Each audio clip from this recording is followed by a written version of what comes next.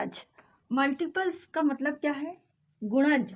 ज का मतलब हिंदी में होता है जन्म लेना, जन्म लेना। इसका मतलब क्या हुआ? जो गुणे से जन्म लेता हो, गुणे से जन्म लेना। और गुणे से जन्म लेने वाले जितने भी होंगे वो सब क्या कहलाएंगे? गुणज कहलाएंगे। A multiple of any number formed by multiplying with any other number। किसी भी नंबर से आप किसी संख्या को गुणा करोगे, मल्टीप्लाई करोगे, तो जो आपको प्रोडक्ट मिलेगा, जो गुणनफल प्राप्त होगा, दैट इज गुणज। जिसका नाम से ही हमें पता चल रहा है कि जो गुणे से जन्म लेता हो, जिसका गुणा करने पर जो हमें मिले, दैट इज गुणज। किसी दी गई संख्या को, कि जो भी आपको संख्या दे दी, मान लो आपको संख्या दे दी मैंने 3, ठीक है। किसी दी गई संख्या को किसी दूसरी संख्या से गुणा करने पर जो गुणनफल प्राप्त होता है। अब ये संख्या आपको दे दी थी, आपको इसे किसी दूसरी संख्या से गुणा करना है। मान लो मैंने दे दिया इसको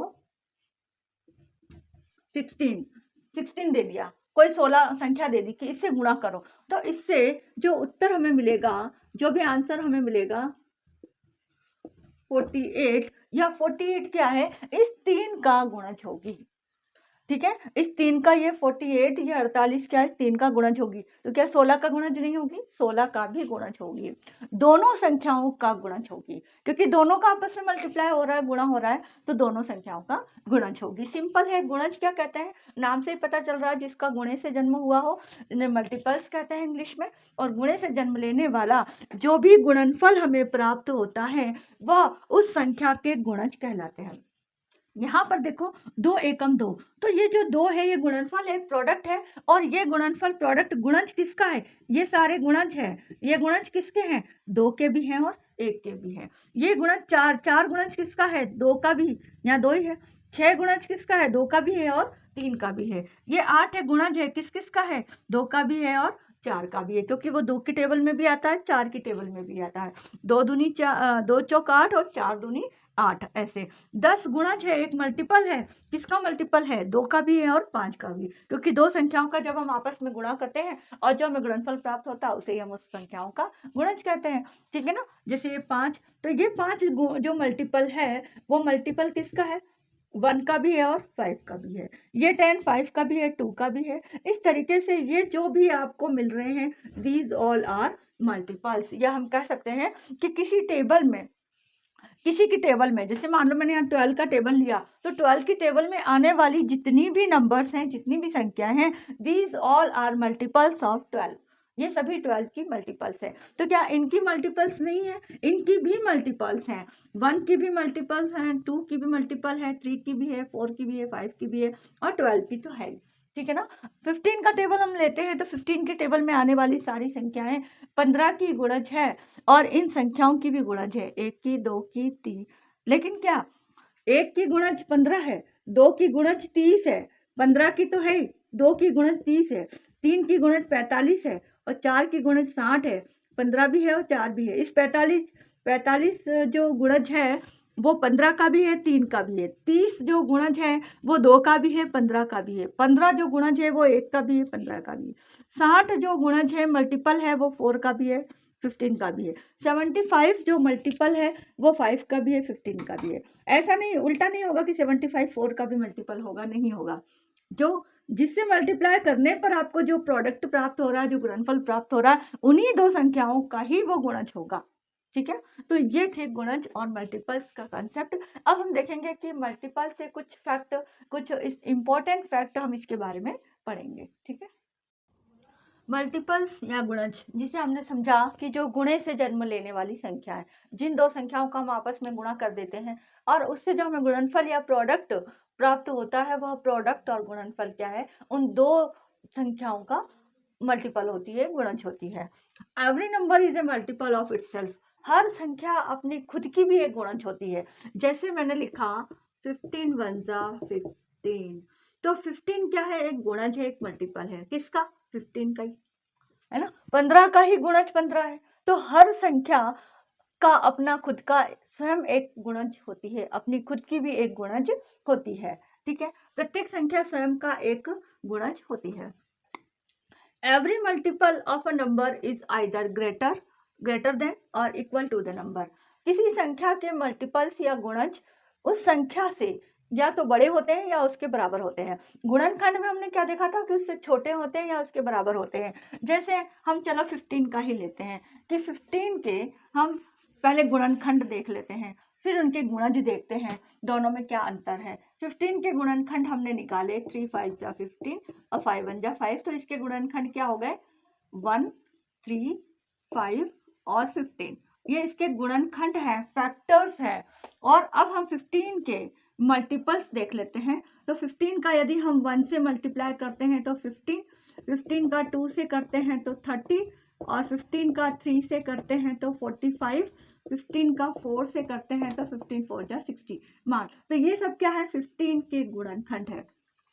अब आपने देखा होगा 4 हमने गुणनखंड निकाले हैं और 4 हमने गुणज निकाले हैं। These all are factors, these all are multiples. 15 के मल्टीपल्स कौन कौन से हो गए 15 30 45 और 60, और भी आगे, क्योंकि मल्टीपल्स खत्म नहीं होते कभी, और भी आगे हो सकते हैं। लेकिन जो फैक्टर्स होते हैं, गुणनखंड होते हैं, वो लिमिटेड होते हैं। एटलीस्ट 2 तो होते ही होते हैं, किसी के 3 होते हैं, किसी के 4 होते हैं, किसी के 5 होते हैं, ज़्यादा भी हो सकते हैं, लेकिन वो लिमिटेड होते हैं, है ना। उनमें हम सबसे बड़ा और सबसे छोटा निकाल सकते हैं। लेकिन जो मल्टीपल्स होते हैं उनमें हम सबसे छोटा तो निकाल सकते हैं लेकिन सबसे बड़ा नहीं निकाल सकते, क्योंकि मल्टीपल्स जो होते हैं अनंत होते हैं, इनफाइनाइट नंबर्स होते हैं। अब यहाँ पर हमने पढ़ा कि किसी संख्या के गुणज उस संख्या से या तो बड़े होते हैं या उसके बराबर होते हैं। तो देखो या तो बड़े होंगे 15 के, ये 15 के मल्टीपल्स हैं, या उसके बराबर होंगे। ठीक है, तो 15 का फैक्टर भी 15 हो सकता है, 15 का मल्टीपल भी 15 हो सकता है, 15 का गुणज भी 15 हो सकता है और गुणनखंड भी 15 हो सकता है। ठीक है, ये था। Third, there are infinite numbers of multiples of a given number. ये हमारा फोर्थ पॉइंट है कि किसी भी संख्या के अनंत तक मल्टीपल्स हो सकते हैं। उनमें हम सबसे बड़ा नहीं बता सकते क्योंकि वो बहुत सारे हो सकते हैं, अनंत तक हो सकते हैं, इनफाइनाइट नंबर्स हो सकते हैं, बहुत ज़्यादा मल्टीपल्स हो सकते हैं। एवरी नंबर, किसी दी गई संख्या के गुणजों की संख्या अनंत होती है। हम ये नहीं बता सकते कि इसके गुणज 4 ही है या 5 ही है या 6 ही है, हम ऐसा नहीं कह सकते। जबकि हम फैक्टर्स के या गुणनखंड को बता सकते हैं कि इसमें 3 ही है या इसके 4 ही फैक्टर्स हैं या 5 ही फैक्टर्स है, इतना हम बता सकते हैं। लेकिन मल्टीपल्स के गुणज को हम ये नहीं कह सकते कि इसके 5 ही गुणज हैं या 6 गुणज है, क्योंकि इनके मल्टीपल्स क्या होते हैं, अनंत होते हैं, उनकी कोई गिनती नहीं होती, उनका कोई अंत नहीं होता है। Every number is a multiple of 1। Her number 1 का मल्टीपल होता है, होता ही होता है। 1 की टेबल में आप 1 इंटू 2 करो तो 2 आएगा, 1 इंटू 3 करो तो 3 आएगा, या 3 1 जा 3, 2 1 जा 2 आता ही है। तो 1 की टेबल में हर संख्या आती है। यदि हम 1 का टेबल लिखें तो 1 1 जा 1, 1 2 जा 2, 1 3 जा 3, ऐसे हम 1 4 जा 1 10 जा 1 100 जा 100 जा करोगे तो भी 100 आएगा। तो 1 की टेबल में हर नंबर आता है, इसलिए 1 का हर संख्या 1 की एक गुणज होती है, 1 का एक मल्टीपल होता है। ठीक है, ये इसके 4 फैक्ट्स हैं जो आपको याद रखने हैं, ध्यान में रखने हैं। ठीक है, अब हम पढ़ेंगे हमारा next topic prime numbers. Prime numbers क्या होते हैं वो हम देखेंगे। अब प्राइम नंबर, जिन्हें हिंदी में कहा जाता है अभाज्य संख्याएं। नाम से ही पता चल रहा है अभाज्य मीन्स जो किसी दूसरी संख्या से भाज्य नहीं है, जो किसी दूसरी संख्या से विभाजित नहीं होती हैं, उन्हें अभाज्य संख्याएं कहा जाता है। A prime number is a number which is divisible only by itself and one. वे संख्याएं जो केवल एक या स्वयं से ही पूरी तरह विभाजित होती हैं, अन्य किसी से नहीं, वे संख्याएं क्या कहलाती हैं, अभाज्य संख्याएं कहलाती हैं। मीन्स जो केवल खुद से ही विभाजित होती है या फिर एक से विभाजित होती है, क्योंकि एक के पाड़े में तो सभी संख्याएं आती है, एक के टेबल में सभी संख्याएं आती है, तो या तो वो एक से विभाजित होती है, एक से डिवाइड होती है, या फिर स्वयं खुद से विभाजित होती है। या हम ये कह सकते हैं कि that number which has only 2 factors, ऐसी संख्याएं जिसके केवल 2 ही गुणनखंड है, 1 एंड नंबर इटसेल्फ, एक तो एक और एक वह स्वयं। जो जिस संख्याओं से विभाजित होगी वो संख्याएं उसके गुणनखंड होते हैं, फैक्टर्स होते हैं। और वो फैक्टर्स क्या होंगे, केवल 2 ही होंगे, क्योंकि या तो उसे 1 विभाजित करेगा या वो संख्या स्वयं विभाजित करेगी। ठीक है ना। वे संख्याएं जिनके केवल 2 ही गुणनखंड होते हैं, 1 या स्वयं संख्याएं, वो संख्याएं क्या कहलाती हैं, प्राइम नंबर्स कहलाती हैं, अभाज्य संख्याएं कहलाती हैं। जैसे हमने लिया 2, अब 2 को विभाजित करने वाला कौन कौन है, एक तो 1 है, 1 दूनी 2, और 1 है 2, 2 एकम 2। क्या और कोई इसमें आपको दिख रहा है कोई और संख्या जो इसको विभाजित कर सके? नहीं, इसने या तो 1 ने किया है या 2 ने किया है। तो 1 और 2, 2 तो वो स्वयं ही है, तो 1 या स्वयं संख्या से जो संख्या विभाजित होती है वो प्राइम नंबर कहलाती है। तो 2 यहाँ पर क्या हो गया, हमारा प्राइम नंबर हो गया। हम 3 लेके देख लेते हैं कि क्या 3 भी केवल खुद ही से विभाजित होती है और 1 से विभाजित होती है। तो हाँ, 1 1 3 जा 3, और 3 की टेबल में 3 से करेंगे तो 3 1 जा 3 1। तो ये हो गया, ये 1 इसको पूरी तरह डिवाइड कर रहा है और 3 इसको पूरी तरह डिवाइड कर रहा है, और कोई संख्या है नहीं जो इसको पूरी तरह डिवाइड करे। तो 3 भी क्या है, एक प्राइम नंबर है। अच्छा, 1 क्या है, प्राइम नंबर होगा। 1 तो केवल 1 से ही डिवाइड करेगा और किसी संख्या से करेगा नहीं। तो 1 को हम कहते हैं कि 1 is neither prime number nor composite number. अभी हम आगे पढ़ेंगे तो 1 एक अभाज्य संख्या नहीं है और न ही वो भाज्य संख्या है, वो हम आगे देखेंगे अभी। अच्छा, अब हम ले लेते हैं 4। 4 को डिवाइड करने वाला 1 तो है ही, 1 4 जा 4, ठीक है। अब 2 है, हाँ 2 भी है, 2 की टेबल में 4 आता है, कितनी बार आता है, 2 2 जा 4 0, और 4 अपने आप को भी तो डिवाइड करेगा, 4 1 जा 4। तो इसके जो फैक्टर्स हैं वो कितने हो गए, 1 2 और 4, 3 फैक्टर्स हो गए। अब 3 फैक्टर्स, हमने प्राइम नंबर की डेफिनेशन क्या पढ़ी है कि प्राइम नंबर्स वही होते हैं जिनको या तो खुद डिवाइड करे या 1 डिवाइड करे। इसके अलावा कोई और संख्या यदि डिवाइड कर देती है तो फिर वो प्राइम नंबर की कैटेगरी में नहीं आएगा। ये 4 जो है वो प्राइम नंबर नहीं होगा, क्योंकि इसको 1 ने भी डिवाइड कर दिया, खुद ने तो करा ही करा है, 2 ने भी डिवाइड कर दिया, तो इसके फैक्टर्स जो हो गए वो 2 से ज्यादा हो गए। और हमने अभी डेफिनेशन में क्या पढ़ा कि जिसके केवल 2 ही फैक्टर्स हों, एक तो 1 और दूसरा वो स्वयं संख्या। यहाँ पर एक संख्या 2 भी आ गई है, जो अन्य संख्या आ गई है, इसलिए 4 यहाँ पर प्राइम नंबर नहीं होगा। 5 होगा, हाँ बिल्कुल होगा, क्योंकि 5 जो है उसको भी केवल 1 ही डिवाइड कर सकता है और एक स्वयं खुद की संख्या भी उसे डिवाइड करेगी। इसके अलावा और कोई भी इसे डिवाइड नहीं कर सकता, इसलिए 5 भी क्या है, एक प्राइम नंबर है। ऐसे ही आप आगे की संख्याओं को करके देखोगे तो आपको पता चलेगा कि कुछ संख्याओं को केवल 2 ही संख्या डिवाइड कर सकती है, एक तो 1 और एक वो स्वयं संख्या, और कुछ संख्याएं ऐसी होंगी जिनको 2 भी डिवाइड कर सकता है, 3 भी डिवाइड कर सकता है, 4 भी डिवाइड कर सकता है, तो वो संख्या प्राइम नंबर की कैटेगरी में नहीं आएंगी। ठीक है ना।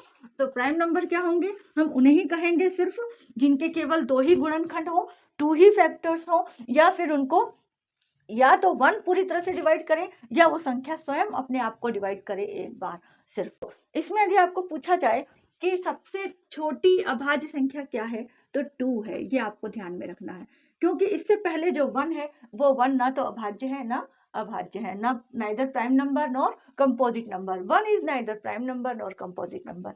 ठीक है, ये ध्यान रखना है आपको। अब हम पढ़ेंगे हमारा इसका नेक्स्ट टॉपिक कंपोजिट नंबर।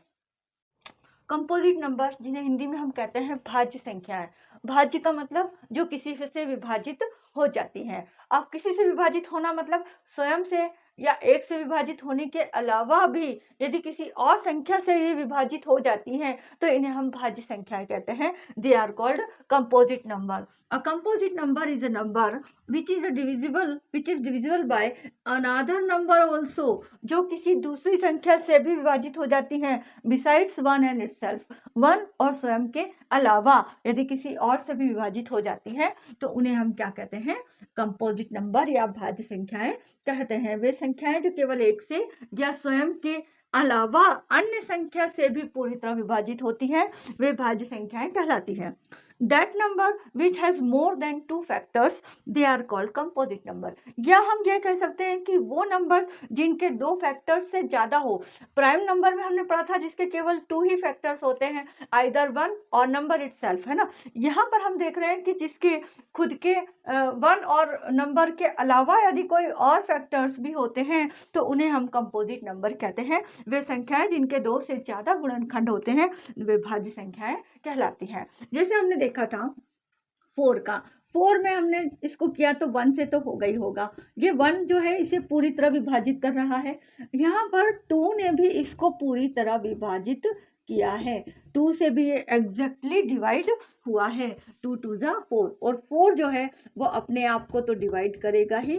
और यहाँ पर इसके 3 फैक्टर्स हो गए 1 2 4 और ये जो 3 फैक्टर्स होने की वजह से 4 क्या हो गया, कंपोजिट नंबर्स हो गया। ऐसे ही 6 ले लो क्योंकि 5 की भी ओनली 1 और 5 है। 6 में यदि हम इसको डिवाइड करते हैं तो पहले हम 1 से करेंगे तो 6 टाइम्स जाएगा। फिर हम इसको 2 से भी कर सकते हैं क्योंकि 2 की टेबल में भी 6 आता है, 2 3 जा 6। फिर हम इसे 3 से भी कर सकते हैं, 3 2 जा 6 और फिर हम इस 6 से भी करेंगे, 6 1 जा 6। तो इसके 6 के फैक्टर्स कितने हो गए, 6 के फैक्टर्स हो गए 1 2 3 एंड 6, 4 फैक्टर्स हो गए यहाँ पर। तो हम कह सकते हैं कि 6 क्या है, एक कंपोजिट नंबर है, एक भाज्य संख्याएं हैं। इसकी आप पूरी एक टेबल बना सकते हो। आपको क्या करना है, एक टेबल इस तरह से बनानी है।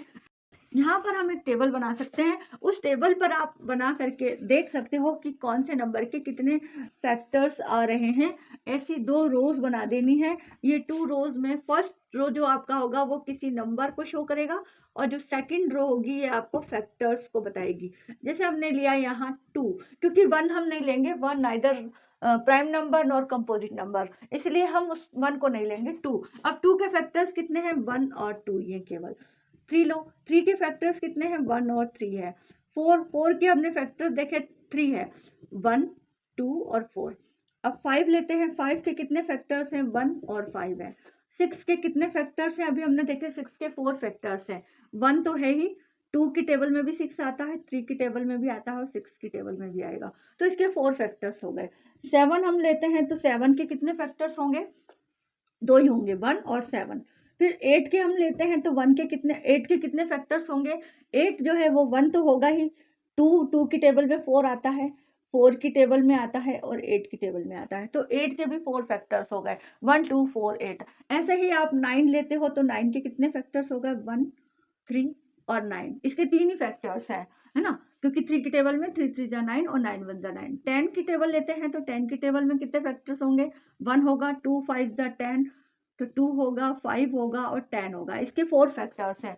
ऐसे आप आगे तक देख सकते हो। अब आप देखोगे कि ऐसे कौन से नंबर है जिनके केवल 2 ही फैक्टर्स हैं, जिनके केवल 2 ही गुणनखंड है। यदि 2 ही गुणनखंड है तो वो प्राइम नंबर है और 2 से ज्यादा गुणनखंड है तो वो कंपोजिट नंबर है, भाज्य संख्याएं हैं। अब ये देखो, हम प्राइम नंबर पे गोला लगा देते हैं। जैसे हमने 2, इसके 2 ही गुणनखंड है, इस पे गोला लगा दिया।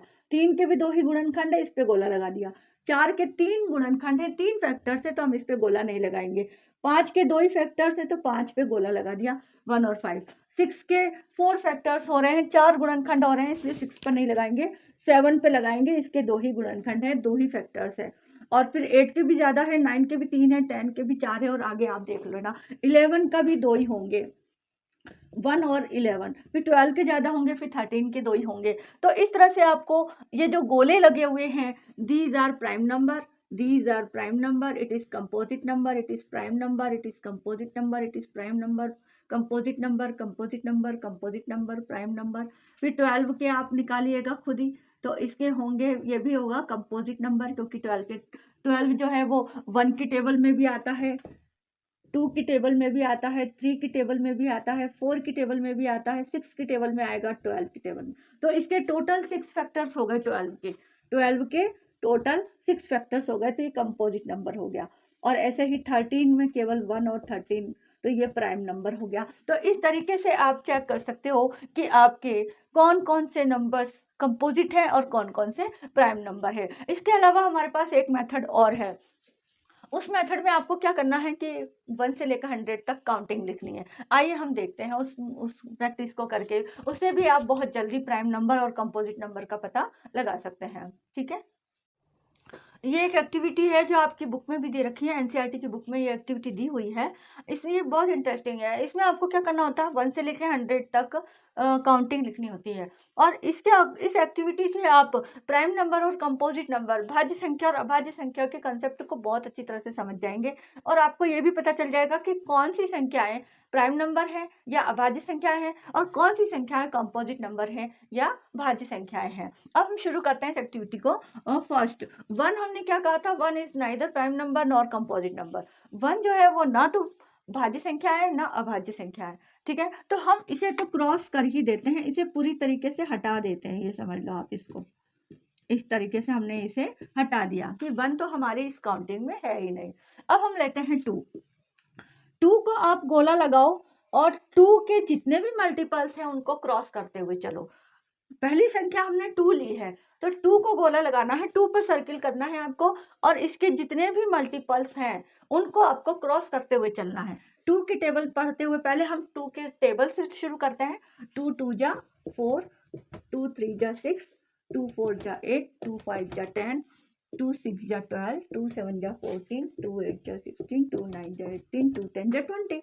यहाँ तो टेबल खत्म हो गया। तो क्या इसके आगे और मल्टीपल्स होंगे, इसके आगे गुणज होंगे, उसको हम क्या करेंगे 2 2 प्लस करते चलो। अब 20 में 22, 24, 26, 28, 30, 32, 34, 36, 38, 40, ये सभी क्या है, मल्टीपल्स हैं। 2 से विभाजित होने वाली संख्याएं हैं, 2 से पूरी तरह विभाजित होने वाली संख्याएं हैं।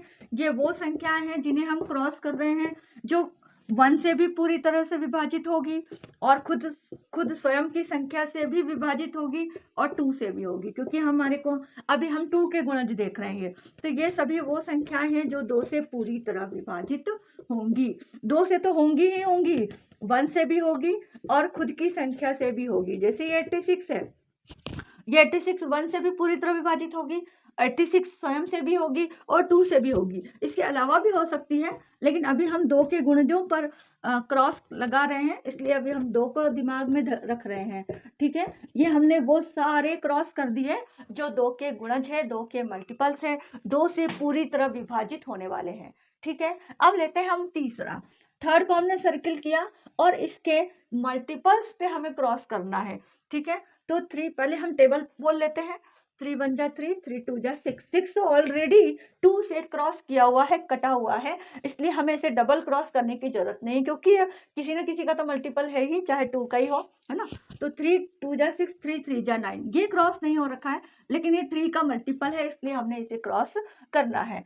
3 4 जा 12, 12 यहाँ पर ऑलरेडी क्रॉस है क्योंकि वो 2 का मल्टीपल है, तो 12 जो है वो 2 का भी मल्टीपल है और 3 का भी मल्टीपल है। ठीक है, ये हो चुका है। फिर 3 5 जा 15, 3 6 जा 18 ऑलरेडी हो चुका है, 3 7 जा 21, 3 8 जा 24 ऑलरेडी हो चुका है, 3 9 जा 27 और 3 10 जा 30 ऑलरेडी हो चुका है। अब हम इसके हर तीसरे नंबर पर 3 3 प्लस करते हुए चलेंगे, क्योंकि 3 3 प्लस करने पर वो उस 3 का मल्टीपल बताएगा या उससे 3 से पूरी तरह विभाजित होता है हो जाएगा। तो हमने 30 में 3 प्लस किए 33, 36 हो चुका है, 39, इसमें हमने किया 42, 42 के बाद 45, फिर हमने 48 हो चुका है, फिर हमारा आ जाएगा 51, फिर 3 प्लस किए 54, फिर 3 प्लस किए 57, फिर 3 प्लस किए 60, 60 में फिर 3 प्लस किए 63, फिर 66, फिर 69,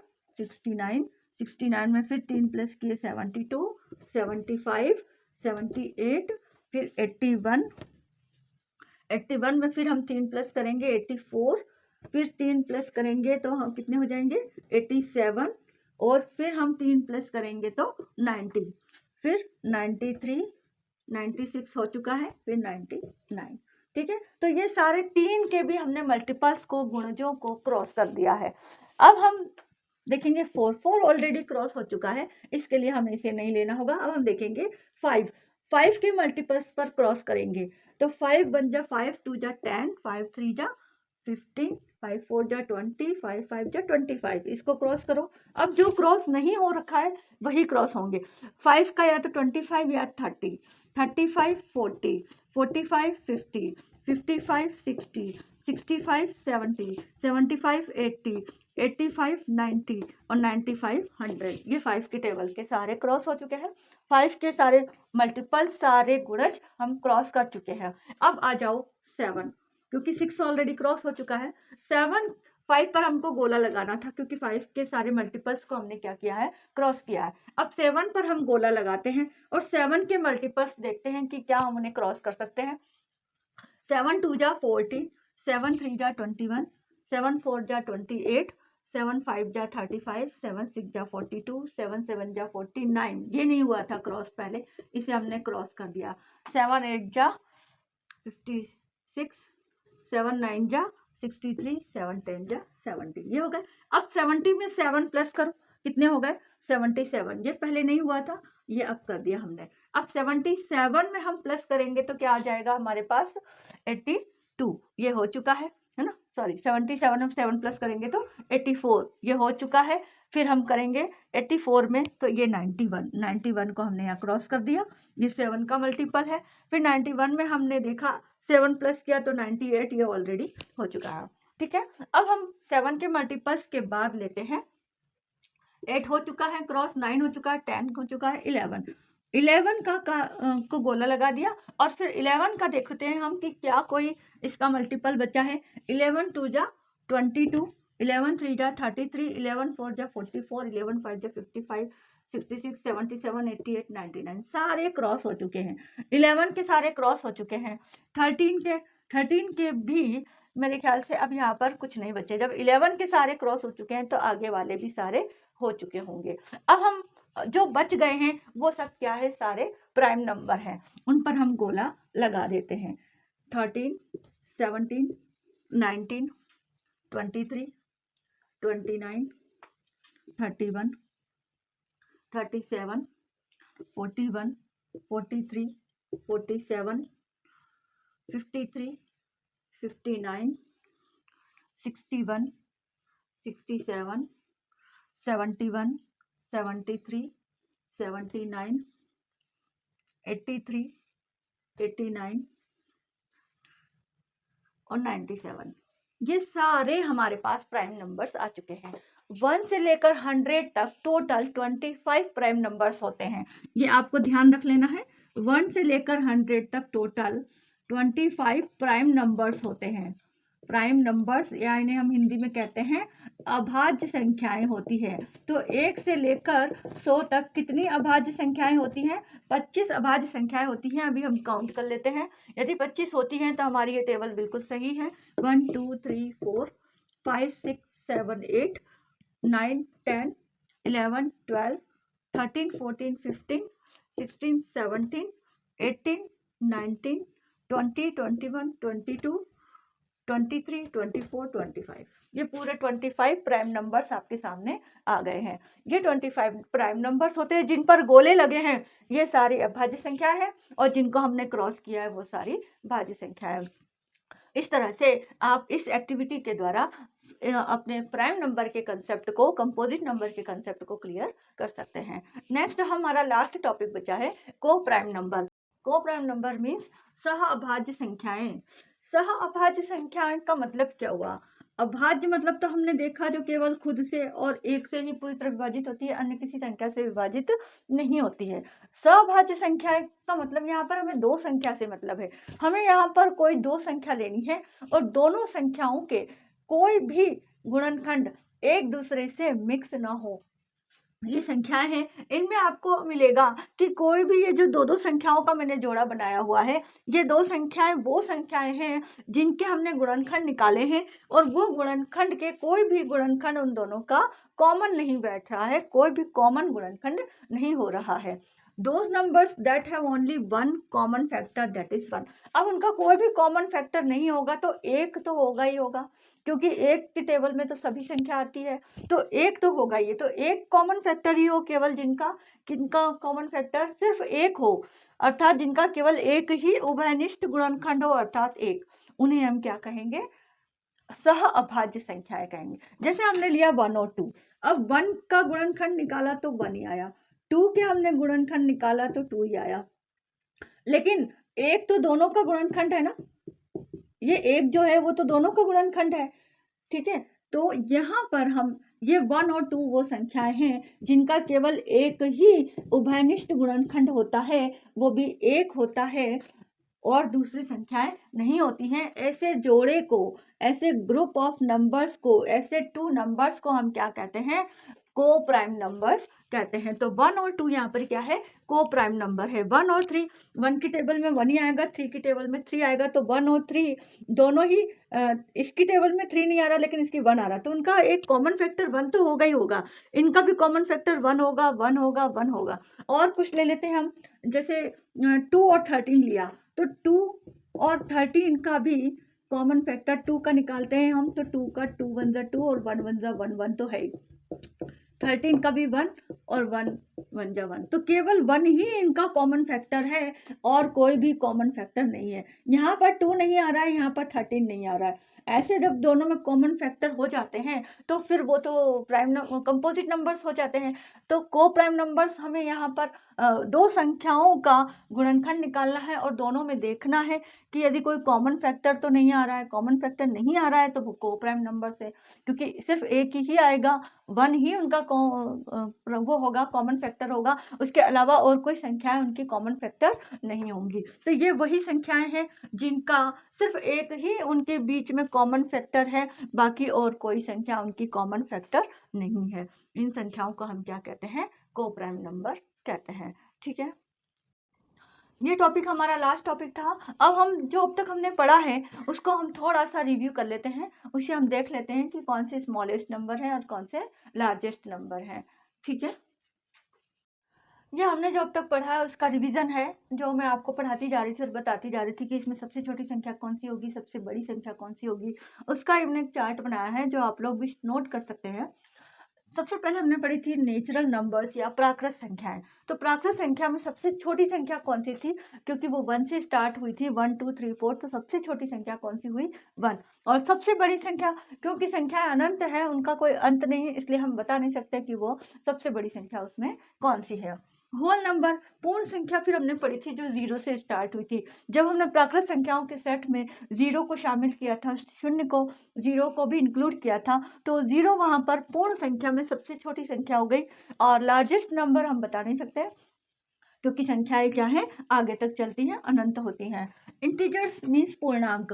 पूर्णांक हमने देखा था कि होल नंबर के सेट में जब हम नेगेटिव नंबर्स को भी जोड़ देते हैं तो negative numbers plus 0 plus positive numbers मिलकर के इंटीजर्स बनाते हैं। तो हम वो नेगेटिव नंबर्स कहाँ खत्म हो रहे हैं, क्योंकि वो नंबर्स भी क्या है, इनफाइनाइट है, -3 -4 -5 से लेकर -1000 -1,00,000 तक हम चले जा सकते हैं। तो उसका भी कोई अंत नहीं है, हम नहीं बता सकते कि इंटीजर्स में सबसे छोटी संख्या कौन सी है, और उसी तरीके से हम उसमें सबसे बड़ी संख्या भी नहीं बता सकते क्योंकि वो पॉजिटिव में उस तरफ आगे बढ़ रही है, 10 100 1000 10,00,000 10,00,000, तो वह भी हम नहीं बता सकते। तो इंटीजर्स की ना तो हम सबसे छोटी संख्या बता सकते हैं और नहीं हम सबसे बड़ी संख्या बता सकते हैं। फिर हमने पढ़े थे इवन नंबर, सम संख्या है। सम संख्या में सबसे छोटी संख्या कौन सी होती है? 2 होती है, क्योंकि इवन नंबर्स क्या होते हैं, 2 से पूरी तरह डिवाइड होने वाली वो संख्याएं, या वो 2 के गुणज होते हैं, 2 के मल्टीपल्स होते हैं, तो 2 उनमें सबसे छोटी संख्या होती है। और लार्जेस्ट नंबर हम फिर नहीं बता सकते क्योंकि 2 के मल्टीपल्स अनंत होते हैं, कभी खत्म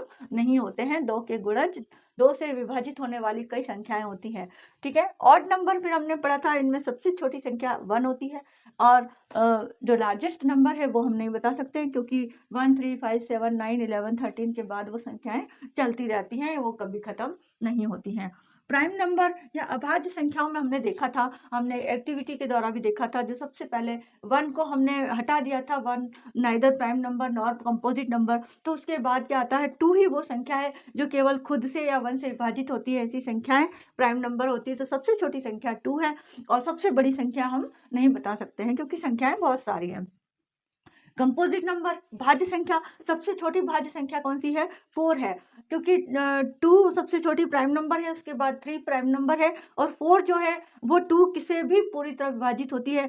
1 और 4 से तो होगी ही होगी, साथ में 2 से भी पूरी तरह विभाजित होती है, लेकिन इसलिए 4 वह पहली संख्या है जो 1 और 4 के अलावा किसी अन्य संख्या से भी विभाजित हो जाती है। ऐसी संख्याएं भाज्य संख्याएं या कंपोजिट नंबर कहलाती है। इसीलिए 4 यहाँ पर सबसे छोटी, सबसे स्मॉलेस्ट कंपोजिट नंबर है, और वही लार्जेस्ट नंबर हम नहीं बता सकते क्योंकि वो बहुत सारी होती हैं। फैक्टर्स और गुणनखंड, किसी संख्या के फैक्टर या गुणनखंड का सबसे छोटा गुणनखंड क्या होता है? 1 होता है। जैसा कि हमने देखा था, मान लो हमने 8 का लिया तो इसके गुणनखंड कौन से हैं? 1, 2, 4 और 8। तो सबसे छोटा गुणनखंड क्या होगा? किसी संख्या का 1 ही होगा। प्रत्येक संख्या का, कोई सी भी संख्या लो, उसका सबसे छोटा गुणनखंड 1 ही होगा, और सबसे बड़ा गुणनखंड कौन सा होगा? वो स्वयं संख्या ही होगी। किसी भी संख्या का गुणनखंड, उसकी सबसे बड़े गुणनखंड क्या होगा? वो स्वयं संख्या होगी। नंबर इटसेल्फ, स्वयं संख्या। और मल्टीपल, किसी संख्या का मल्टीपल, सबसे छोटा मल्टीपल क्या होगा? वह खुद ही वह संख्या होगी। जैसे 8 का हम मल्टीपल्स लिखे, यहाँ पर गुणज लिखे तो 8 लिखेंगे, 8 1 जा 8, 8 2 जा 16, 8 3 जा 24, 8 4 जा 32, और ऐसे हम लिखते जाएंगे। तो सबसे छोटी संख्या, सबसे छोटा गुणज क्या होगा किसी संख्या का? तो वो स्वयं संख्या ही होगी। और उसकी सबसे बड़ा गुणज क्या होगा? सबसे बड़ा मल्टीपल क्या होगा? तो चूंकि तो ये बढ़ते रहते हैं, आगे कभी खत्म नहीं होते, गिनती कभी खत्म नहीं होती, इसीलिए वी कैन नॉट से, हम नहीं बता सकते कि सबसे बड़ा मल्टीपल इसका क्या होगा। ठीक है, मैं आशा करती हूँ कि जितना भी मैंने आप लोगों को पढ़ाया है वह आप लोगों को अच्छी तरह समझ में आया होगा। मैंने जितने भी इसमें चार्ट्स बनवाए या लिखवाया, उन्हें आप अपनी कॉपी पर लिख सकते हैं। और आज का ये टॉपिक हम हमारा यहाँ पर समाप्त कर रहे हैं। ठीक है।